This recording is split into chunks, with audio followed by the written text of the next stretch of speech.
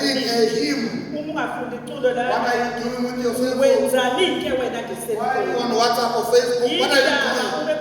Others are so obsessed with their phone, they bring chargers to church. Your phone can't switch off. What's wrong with you? You are not the preacher. You are not the preacher. Why is your phone trying to be on? You can't even leave the battery to die or to switch off. You are going to miss out on the word of God. Mine is closed up, no network, but I'm reading the notes.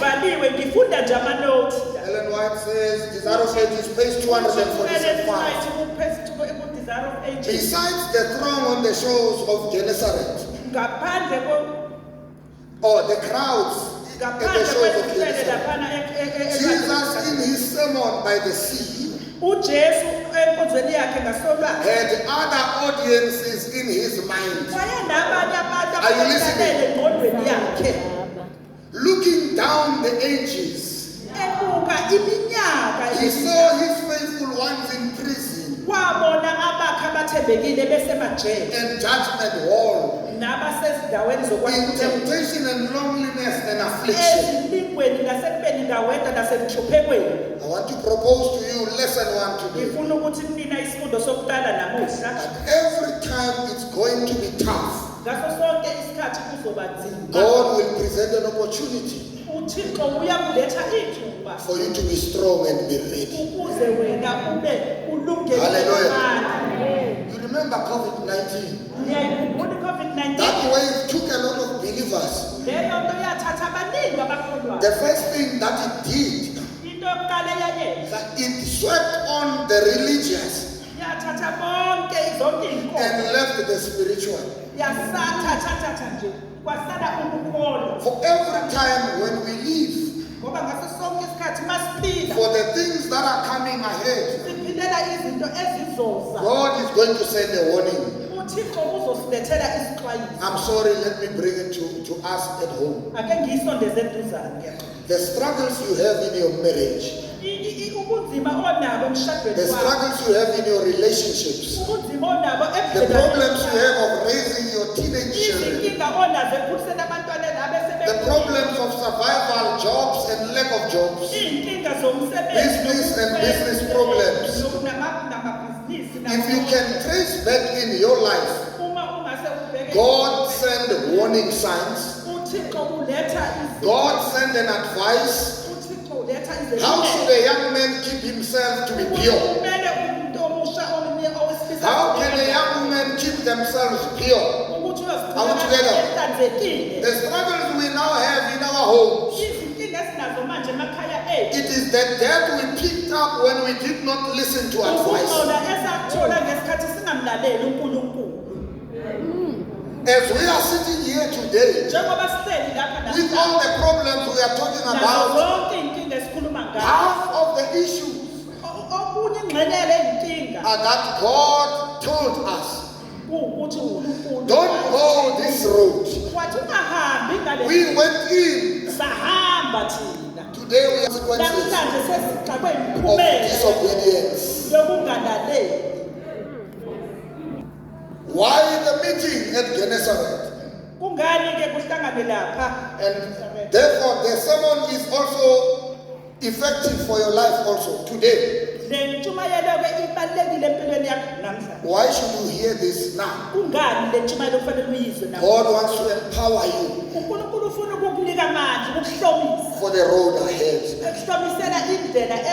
When it's tough, don't say you are not empowered. Right. The lesson 2 that I find here, the Bible says that he saw the disciples washing their nets. Jesus saw disciples washing their nets. Let's catch it quickly so that we run now. He sees disciples washing their nets. After a night of catching nothing, but still in the morning, they were washing their nets. Praise be to God that after a night of disappointment, there was something in the hearts of these men disciples yet. But maybe this makes them disciples. Are you listening, friends? But after disappointment, they must find a song of hope. They must find something that must give them a reason to hold on. They have got nothing from that disappointment. They still had emotional strength to wash their nets. I don't know how God has traveled with you in 2025, but as we come to the end of 2025, maybe you got nothing. But I pray that while in anticipation for God's blessing, you can't give up on God. It's not an option. If you leave God, where are you going? You can't give up on God. God is all we have. Yes, in 2025 we did not receive. We did not receive, some of us. The year has been very difficult. But in our celebration today, the word of God simply says, if in so, keep on washing your nets. Try again. Push yourself again. Maybe the new year will bring something. You are missing out on a miracle here. The fact that God keeps you to see 2026, that in itself is a blessing of hope. Oh, you don't believe me, my friends? In your blood right now, you have a sickness other people have been buried for the same.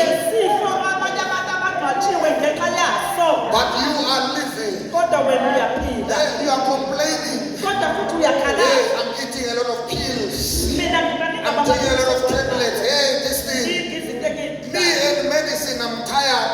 I've even heard others say, I'd rather die. Let me die than keep on taking medication and taking this and that, herbs and all of these things. Hey, you are missing out on something. It takes life to complain. Oh, let me say it like a preacher. Only the living can complain. The dead know nothing. In 2025, you might have got nothing. You started life without love. No love in your home. Some people are having it tough, let me tell you. There are people who don't talk to their own parents. There are people who don't talk to their own siblings. And they say, I'd rather die than talk to them. You are alive, that's why you are complaining. When we should be thanking God, we have come to complain. And the preacher says, yeah, you got nothing. You have nothing to show for it. There has been said according to you. Thank God you are alive. Hallelujah. Amen. Got nothing. I love what the disciples. I'm in a hurry to call them disciples. They are not disciples. Hallelujah. But you get my problem. I love what they are doing here. They refuse that one night of disappointment is enough to destroy their career as fishermen. You've been receiving. Are you listening to me? You have been receiving from God. That you did not get that one thing you want. That means God is not there. You have been receiving. They refuse to allow one argument, one debate, one fight, one night of loss must now become their future. I know we are still fishermen, even if we got nothing. I want to talk to some fishermen right here.